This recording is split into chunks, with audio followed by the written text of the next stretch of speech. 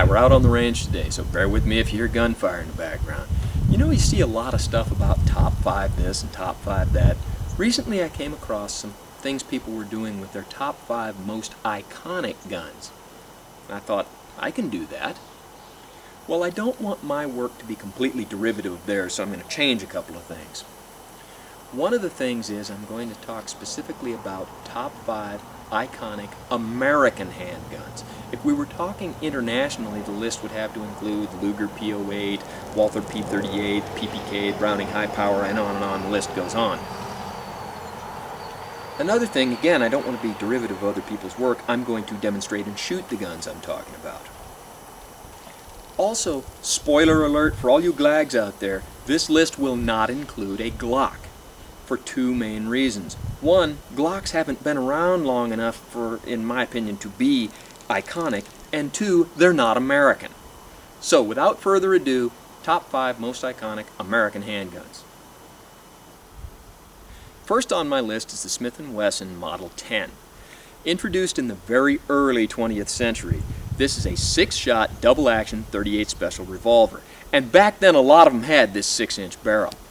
Now the thing with revolvers is that in the very early 20th century, 1905, 1910, as autoloaders were becoming mainstream, Europeans jumped on that bandwagon. Here in America, not so much. We liked our revolvers and we stuck with them for a long time. This Model 10 became the archetype of many revolvers that would follow, especially in .38 Special caliber. The thing with old guns like this is that this model has an extremely smooth double-action trigger pull, and it's got a very crisp single-action trigger pull. I've seen a lot of people pay high dollar for trigger jobs that when they were done, they still weren't any better than an out-of-the-box Smith & Wesson. Now let's see if I can demonstrate just how well these can be fired double action. We got a target here that's about 15 yards away. Let's see how we do.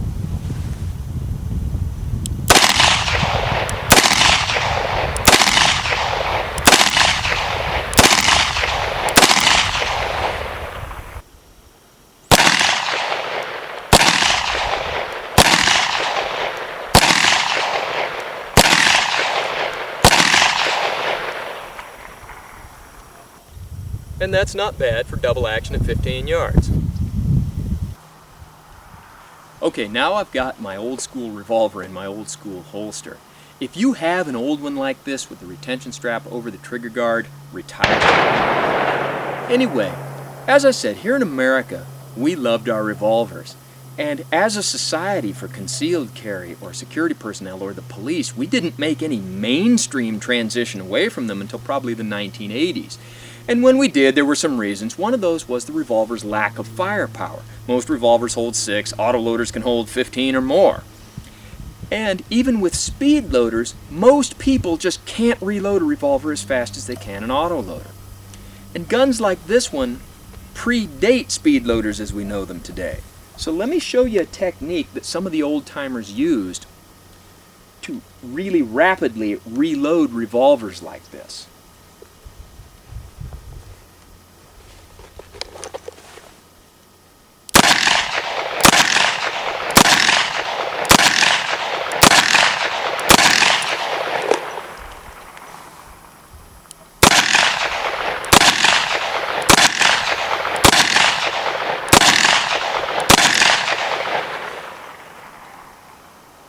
And that's how a lot of people did it when they used to do it.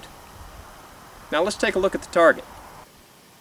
That's 12 rounds fired at 7 yards. And yeah, on my second revolver, this is what used to pass for a combat grip.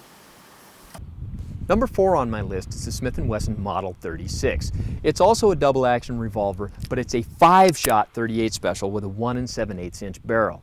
Introduced in the 1950s as the Chief Special, the moniker Model 36 was put on it a little bit later. What makes this iconic is that it is the ubiquitous concealed carry gun. There are generations of cop shows where you see this, or others similar to it, as the gun that so many detectives carry. Also, it's a really uniquely American approach to the idea of a concealed carry gun. One of the things about guns like this is the misnomer that they're not accurate. You'll have a lot of people tell you that you can't hit anything beyond what people call card table distance. Well, let's see if we can disprove that. I've got a man-sized silhouette down here at about 50 yards. So let's shoot 5 shots, double action, and see if we can hit it.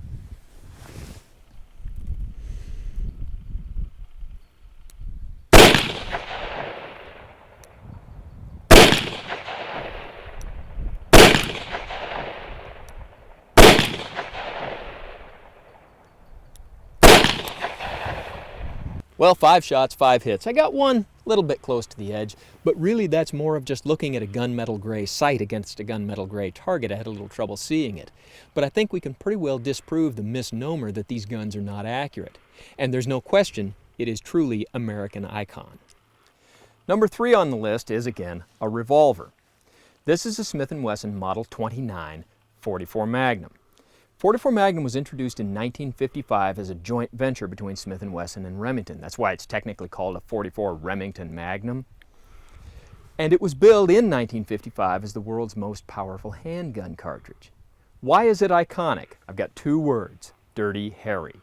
In 1971, Clint Eastwood declared to the world that this is a 44 Magnum, the most powerful handgun in the world, and could blow your head clean off. Well, let's explore those two. 1, most powerful. In 1955, it probably was, although there's some debate about that.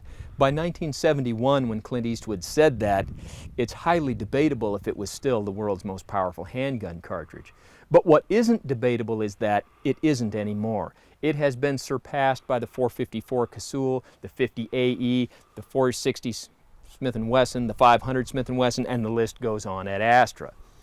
That having been said, compared to mainstream handgun rounds like the 38 Special, 357, 45 Auto, the 44 Magnum is very powerful. Okay, we've got one of our favorite targets, soda jugs, so let's shoot from this direction and see how much damage we can do.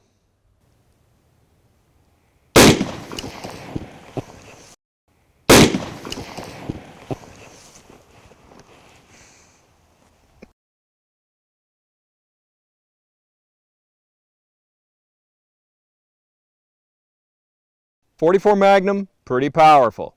However, there's a big discrepancy between how powerful it really is and how powerful a lot of people think it is. Let me show you what I mean.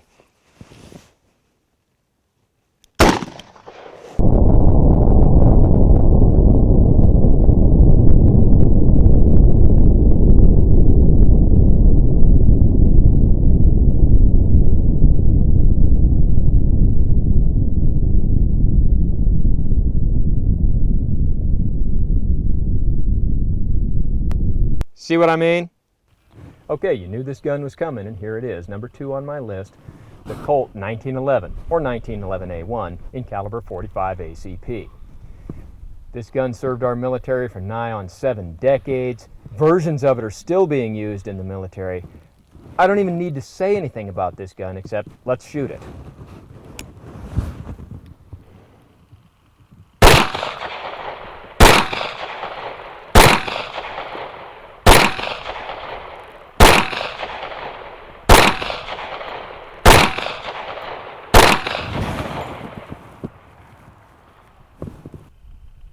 And there you go. And what more can I tell you except I've owned this gun for 5 years and it's never malfunctioned on me. Well, if the 1911 was number 2 on the list, what could be number 1 except a Colt single action Army? This one happens to be nickel plated with ivory grips. The single action Army is not just an iconic American gun, but it has worldwide become almost symbolic of guns. What more could I say about this gun except let's shoot it.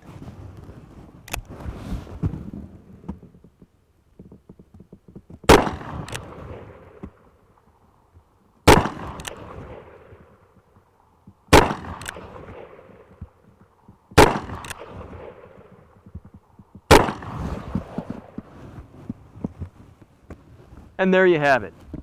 So the top 5 were the Smith & Wesson Model 10, Model 36, Model 29, Colt 1911, Colt Single Action Army, which by the way is on that list of guns that are quite a bit more accurate than people give it credit for. And all of this comes with the caveat that these are just my opinions, and if yours are different, I'd love to hear about them. And as always, don't try this at home, I'm what you call a professional, and thanks for watching the Top 5 Most Iconic American Handguns video.